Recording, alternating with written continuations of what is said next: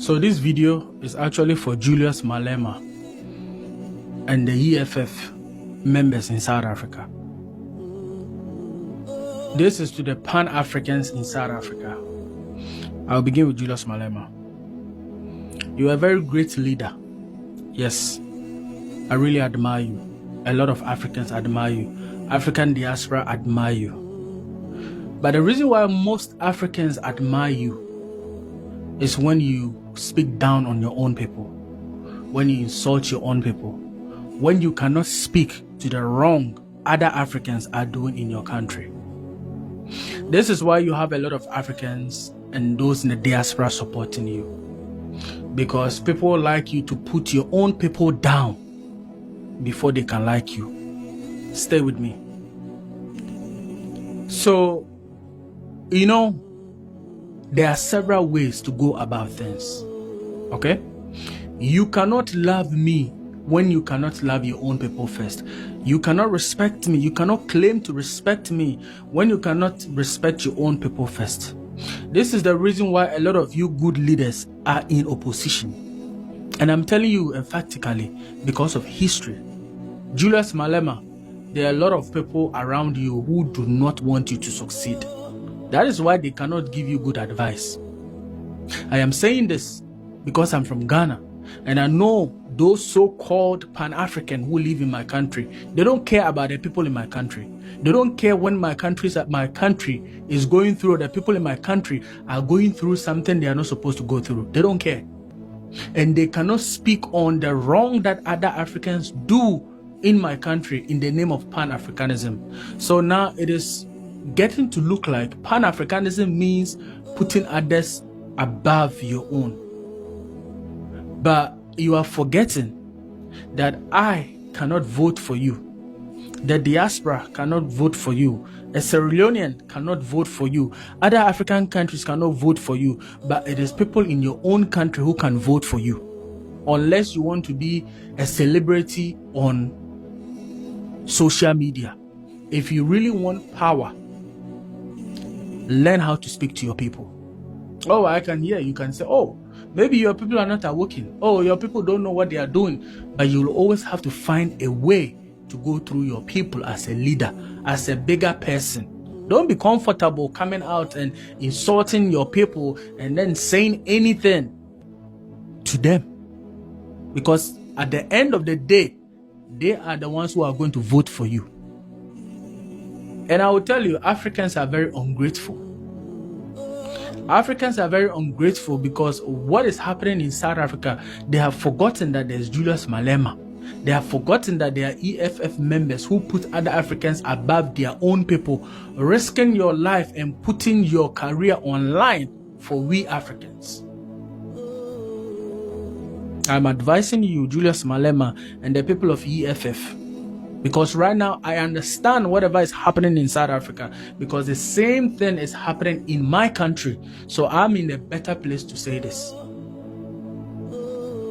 We want you to come to power.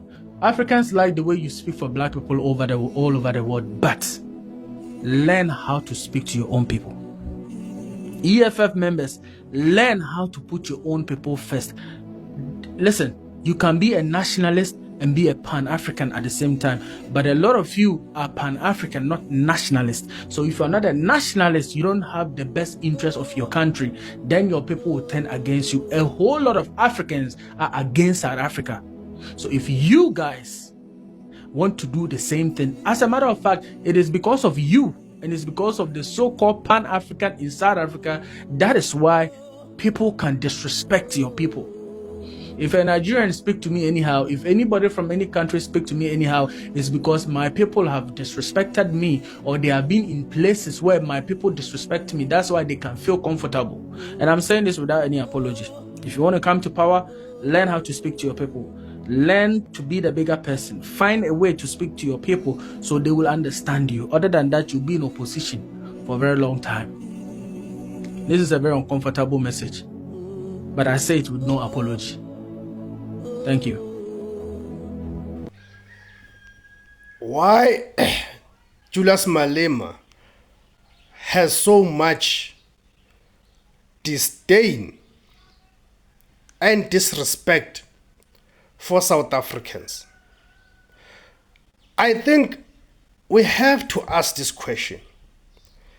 Of course, it is a question that might make some people uncomfortable. But over time, Julius Malema has proven himself that he hates South Africans. He cannot identify with the struggles of South Africans on the ground. I know someone might say, how can you say that when he's the one who talks about the land, he's the one who's talking about the economy having to be owned by black South Africans? As my response to that question, I want you to go a little bit deeper on Julius Malema's rhetoric. When Julius Malema talks about the land ownership, I want you to ask yourself a question, that how genuine is he when he talks about black people owning the land, when he talks about the return of the land to black people? I'll tell you why. Julius Malema has this tendency of going into a rally, let's say an EFF rally, that is populated by black people, the landless masses, goes into that rally, addresses the rally, and talk about the land question and saying the land has to be returned to black people. And he will get the cheers. The crowd will cheer for him because indeed, correctly so, the land has to return to its rightful owners. And who are the rightful owners? It is the Africans, the natives of this land. So the land in the hands of white people, it is a stolen property. Right? He will go to the crowds and address them, telling them these things. Then in the evening, same day, Julius Malema will be invited into an elites gathering, white sponsored, white funded, and all of that. Then he gets there. When he addresses them, he then talks about the land that is idling, that is unused. Do you spot the hypocrisy there? The fact that there's land that is idling, the fact that there's a land that is unused, that is not being utilized, it tells you one thing. That land is no longer productive. Right? That land is no longer productive. Hence the white establishment, hence the white people have abandoned that land. Then he says black people should be given that land.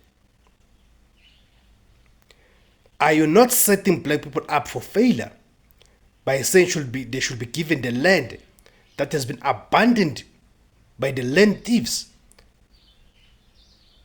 That land is no longer productive. So you are setting black people up for failure. And he cannot be talking about the land redistribution or the expropriation of land without compensation. Then he talks about unproductive land. Why? The question should be asked. Why is he suggesting that the productive land should be left in the hands of the land thieves? 2, when he addresses the masses, he says, go and occupy the land anywhere where you see the land that is vacant.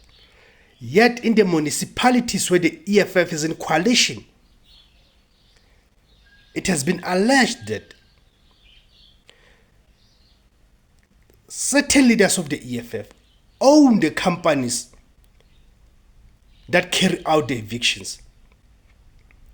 So as part of fundraising, they'll be encouraging you to occupy the land. Then, so their companies can then receive contracts from the municipalities to do what? To evict you, remove you from that land. I mean, what nonsense is that? Honestly, what nonsense is that? What Pan-Africanism is that? South Africans are complaining about influx of immigrants in this country, especially illegal immigrants, undocumented ones. But what becomes Julius Malema's response? He insults South Africans who are raising those concerns and complaints. So when you are seated here, then you realize that actually what you have in your hands, it is someone who uses Pan-Africanism for his purposes of accumulation, not as a liberation ideology. Thank you guys for tuning in. My name is Tebus Kosana. The name of the platform is IZWI LABANSUNDU, the voice for Africans. Kamakuma Africa.